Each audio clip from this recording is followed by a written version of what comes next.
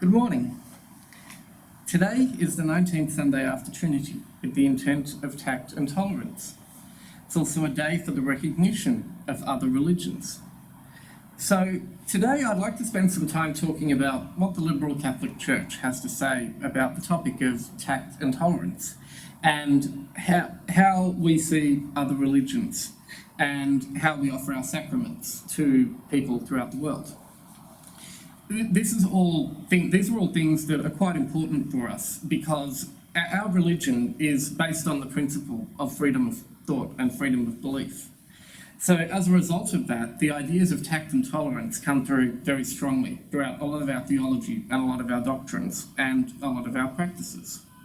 So I'd like to start by going through the collect for today, which, as always, sets the scene. And this collect starts with, O God, who meetest every man upon that path by which he draweth nigh unto thee. So straight away, we're starting with this idea that God meets everybody upon the path which is appointed for them. So what that means is that no matter which way somebody is going spiritually at the moment, eventually their road will lead them to God. And this is something that's quite important for us to remember, because what it tells us is that it is not our job to try and force people onto a different path or try to force them to change what they are doing. Rather, that is something that everybody needs to figure out themselves and in their own relationship with God. So automatically, if you adopt this sort of an attitude, then it helps one to cultivate this tact and this tolerance, because you no longer see it as your job and as your role to try and change other people. Instead, we recognise that every man is going to be met on their path by God when it is the right time. So this collect then continues, and we ask God to grant us a measure of thy wisdom, that by our love and gentleness the wandering sheep be guided to that fold. So again here, it's reinforcing this idea that we need to use wisdom, love, and gentleness when we're interacting with the world. We can't force things. We shouldn't use violence. If we're using violence, then we're not going to be really helping to guide people back into Christ's fold, because we're not really following Christ's example. And here in the liberal Catholic Church, this is something that comes out quite strongly in how we administer the sacraments. Now, people who have had experience with other churches and with other denominations might know that in some churches there are rules about who can and can't take communion. There's certain requirements that have to be met. Some churches only give communion to members who have been baptised, who have gone through confession, some churches will refuse to give communion to divorced people. Now, here in the liberal Catholic Church, we take a different view. We don't believe that the sacraments are a privilege that can be withheld from people. Rather, we believe that the sacraments are a gift that Christ gave us.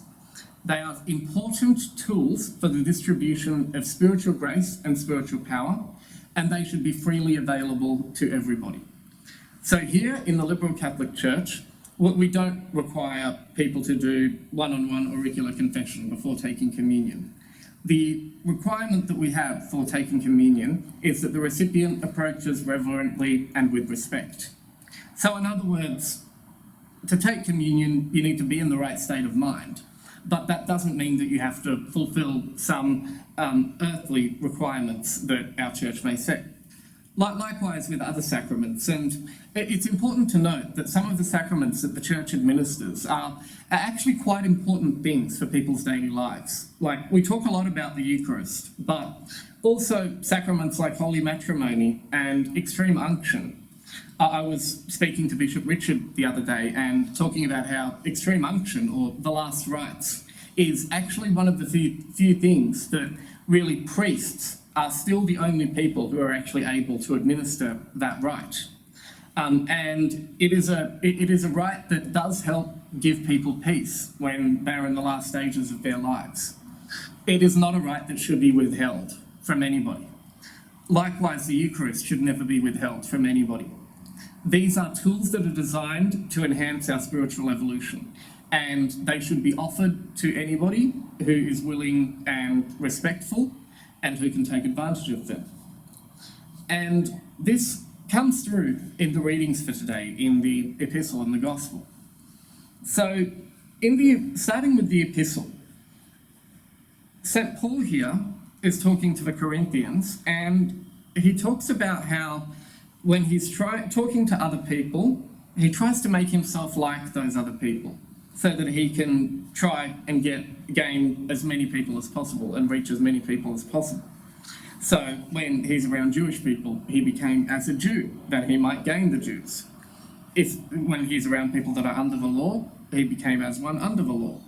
Now, at first blush, this may sound a little bit duplicitous, like Paul is being a bit fake. He's pretending to be something he's not in order to try and convince these other people.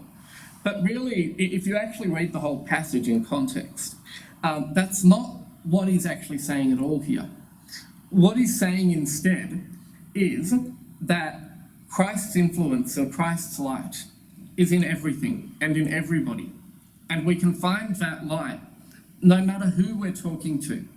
And if we connect with that light and talk to that light and ignore our own personal ego, then we can interact with everybody and connect with everybody, no matter their background.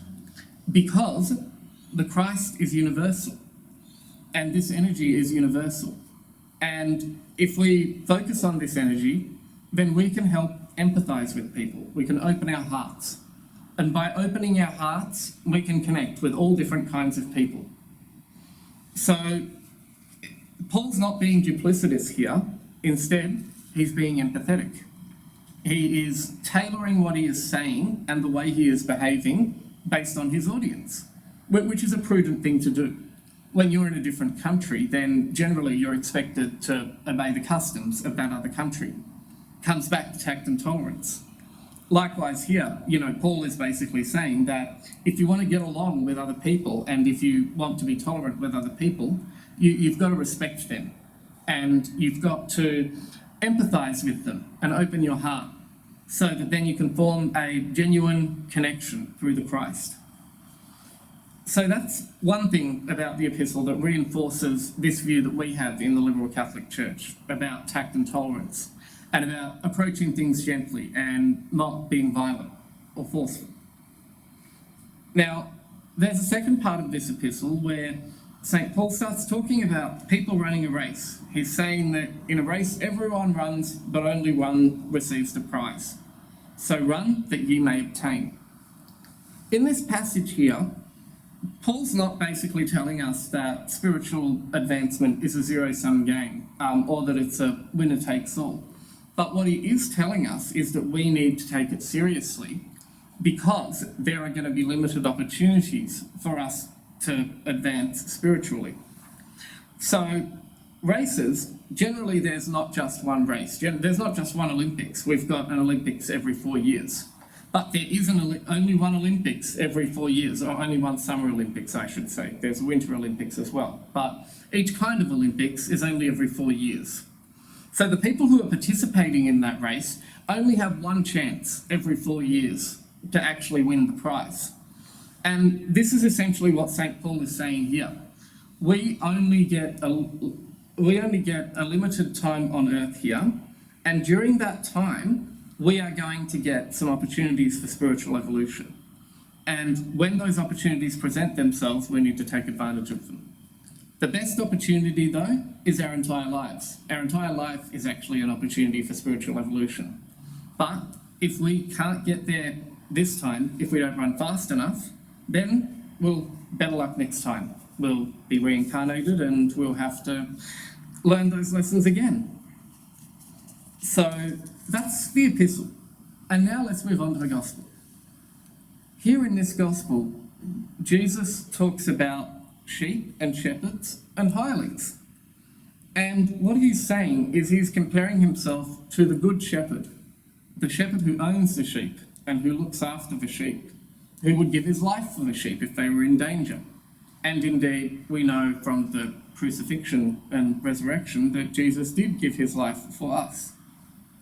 And he compares this good shepherd with a hireling, somebody who's paid to look after the sheep, but potentially gets paid the same regardless of what happens to the sheep, and is really just a wage worker that doesn't actually have an emotional connection to the sheep.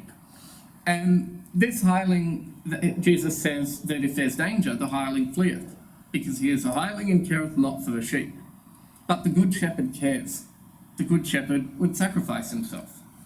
And what Jesus is saying here is that he lays his life down for the sheep, and then he goes on, the gospel concludes with, "And other sheep I have, which are not of this fold, them also I must bring, and they shall hear my voice. And there shall be one fold and one shepherd." So essentially here, he's talking about all the people that are not yet followers of the Christ. And he's saying that he will bring them into his fold, like the good shepherd that he is. And a lot of the time, this passage is used as a justification for proselytizing and for forceful conversion techniques, but that's not what it is. And that becomes more clear when you consider this passage in context, and in particular in the context of the epistle and everything else that I've discussed. What Jesus is saying here is that he is going to keep trying to reach everybody, even if they're not currently a part of his flock. And being the good shepherd, being someone who's invested in the well-being of his sheep, he is going to continue and continue and continue and be persistent. He's not just going to give up, like a hireling who, can just go home. So this is very important here, because it's saying that Christ's influence and these opportunities for advancement that I talked about are going to pop up.